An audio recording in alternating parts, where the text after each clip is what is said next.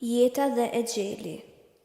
Periudha kohore nga lindja e njeriut deri në vdekjen e tij quhet jetë, ndërsa koha kur jeta përfundon dhe vdekja realizohet quhet e gjel. Pra, e gjel do të thotë kohëzgjatja e jetës, e cila është e përcaktuar paraprakisht për çdo gjallëse nga Allahu dhe fundi i kësaj periudhe, pra koha e vdekjes. Në Kur'an bëhet e ditur se për çdo gjallësë është përcaktuar një gjel, se gjallësat në qiell, tokë dhe mes këtyre të dyve janë krijuar për një kohë të caktuar.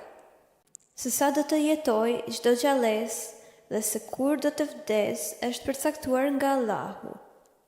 E gjeli i përcaktuar as nuk mund të vijë para kohës, e as nuk mund të mbetet pas kohës së përcaktuar. Në Kur'an urdhërohet: çdo popull ka një e gjel. Kur ju vjen e gjeli, as nuk mund të mbeten një moment më vonë, e as nuk mund të përfundojnë një moment më para. Njeriu i cili zotëron mendjen dhe vullnetin është krijuar për sprovë. Sipas fesë sonë, nuk është të drejtë që duke treguar e gjelin si pretekst njeriu të veprojë me konceptimin: ky është kaderi im, pa i marrë masat e duhura parandaluese.